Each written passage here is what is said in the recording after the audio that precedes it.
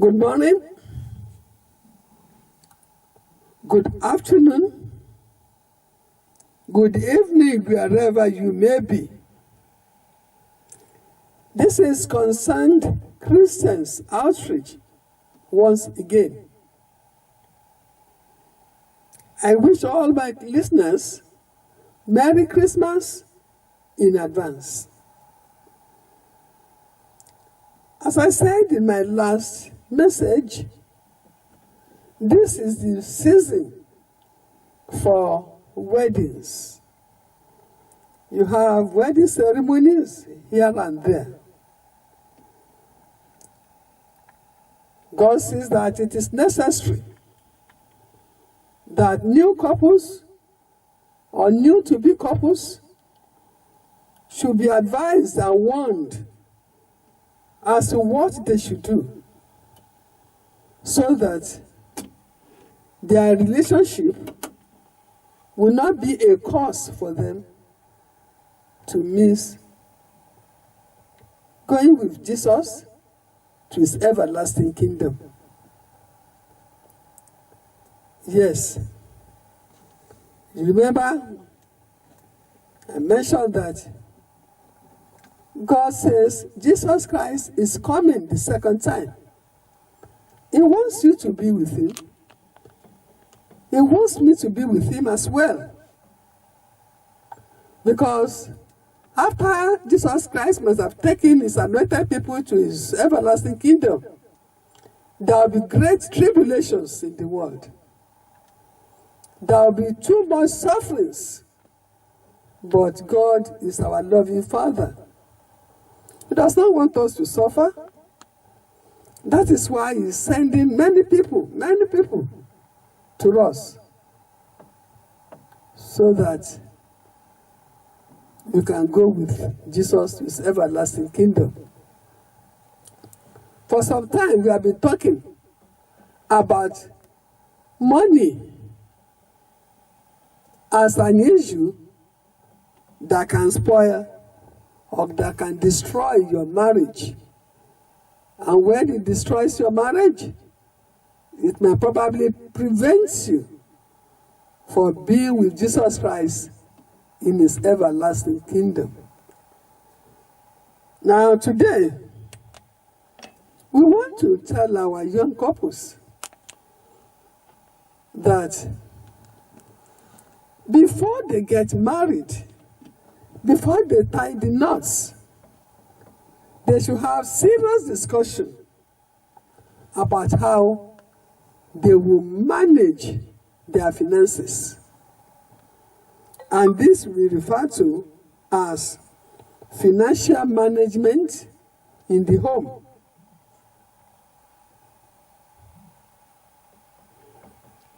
Now, if you don't have proper discussion, proper agreement on some issues pertaining to money, you may have problems. So, my dear young couples, my dear young couples to be, please listen to this advice. I am sure it will be of help. As I said earlier, consideration of financial management in the home should even be done before both of you agree to tie the knots. Now, there are 4 different ways you can manage your finances.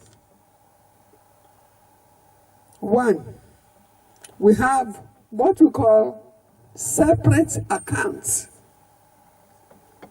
Separate accounts. And this is one in which the individual operates in his or her name. It's either the husband or the wife.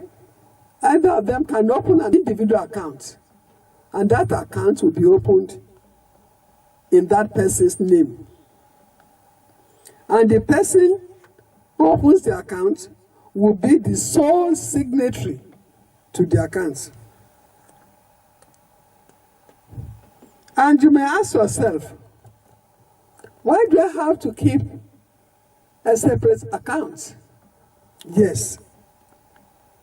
First of all, both of you, that is both husband and wife, may not be domiciled in the same place. Supposing the husband works in Lagos and the wife works in Ilorin, they are not in the same place. So it will be necessary for each one of them to keep his or her own account. So, because of this, they have to keep separate accounts. But special conditions should be considered. It is still possible for you to make your spouse a co-signatory of your accounts. And you can ask me why. Supposing she comes on holiday and she needs to get money from the bank, you want to give her, she can sign. Or if there is need for urgent money, when there is unforeseen situations, when money is needed during sickness, if you are sick, you cannot cash, so your spouse can help you to get the money. I hope you understand what I'm saying. Which says you can keep a separate account where you are the sole signatory, but there is still room for you to allow your spouse to be a co-signatory for certain reasons. I've said, if you come visiting, she has no money, she can go and cash, or you need money, she can go and cash money for you. Or if you have very serious situations, like sickness, you are the owner of the account, you want to spend money, you cannot go to the bank. But since your wife or your spouse is a co-signatory, she can get that money for you. So this will prevent you from putting your spouse in an embarrassing position of having to provide the money she might not have. That is, if you are sick and your wife does not have the money to pay in the hospital, she is with you. So if you give her your check, then she can go and collect that money.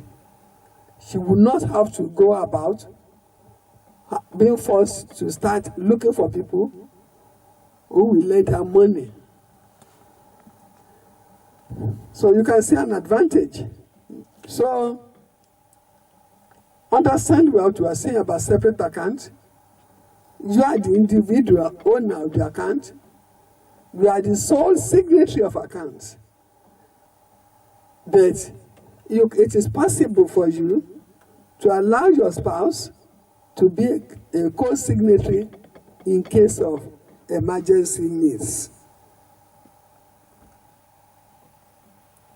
Now, you can ask yourself, what is the advantage of these separate accounts? Since you are the owner of your money, you can spend your money as you like. There is nobody who is going to check or audit your account. It is your money. You can spend it as you like. But be careful in spending. If you are keeping a separate account, you must be careful in spending. You have to set priorities and carry out your obligations to the family. So I'm sure we all know, or God understand, what separate account is. That is, as we are going to marry, you ought to have started at this arrangement. If each one of you is going to keep his or her own account. Now there is another type of account which we call contributory accounts. Contributory accounts. Both spouses, that is the husband and the wife, will have to decide on how much each will contribute to a special purse for emergency needs of the family. You remember? You may want to be saving to buy a house in future. You may want to be saving to buy a car in future. But both of you have decided to contribute money. So you will decide how much each one is to contribute. But you, husband, you must remember when deciding that God says you are the head of the family, you are to provide for the family. So in making decision on your contributions, it is not advisable that you should contribute the same thing. The man should show himself as the man and contribute higher money. It is then you will get the respect of your wife. God says the man is the provider for the family and the wife is to assist. Even with the present harsh economic situation we have in the country, it is mandatory that both husband and wife should contribute to the financial management of the home.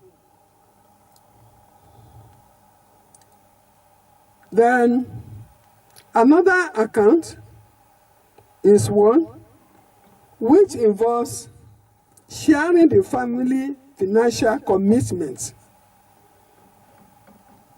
Sharing the family financial commitments. Here too,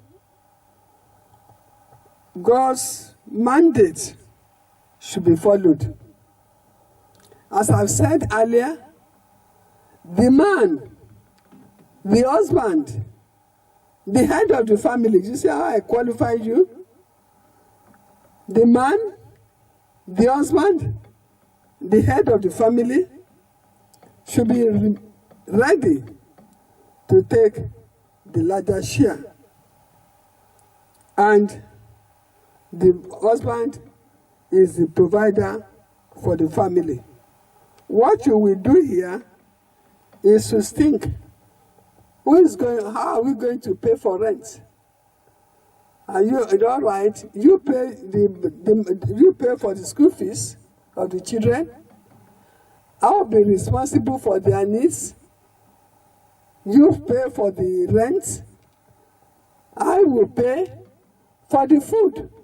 That is how it is shared. And everybody knows his or her own position. Now, the fourth financial management is called joint accounts. As Christians, our belief should be what one owns belongs to both of us. What one owns belongs to both of us. It means that none of the spouses can boast that he or she is the provider or the owner of the money. Whatever you have in the house, whatever money you have, belongs to both of you.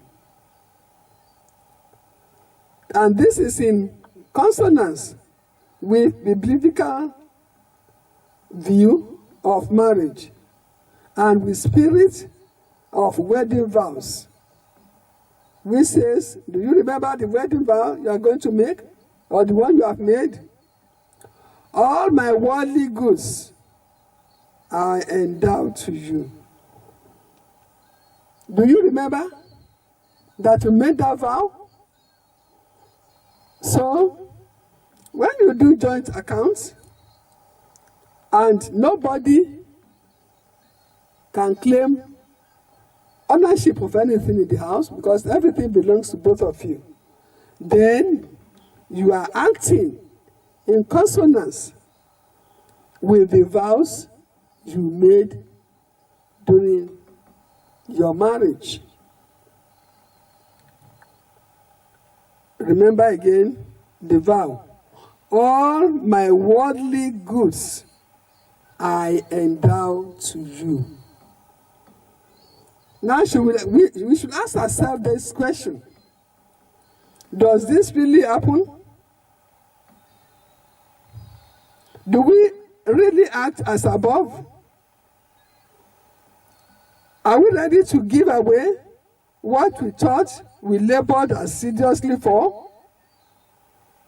Even when you give, are you sure your spouse is satisfied with what he or she regards as pittance?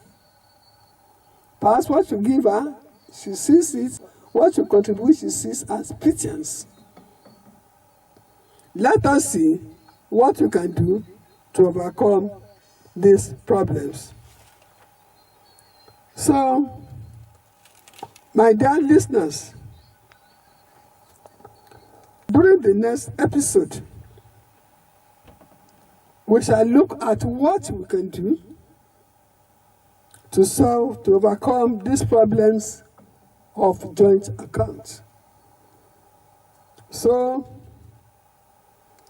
my dear children who are just getting married, or those who are married, remember, money issue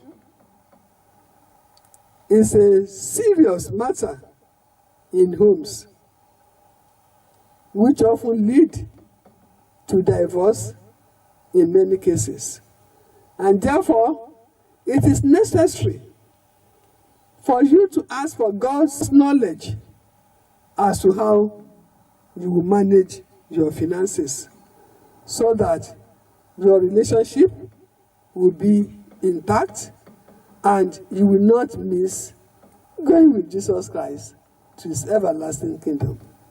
Thank you.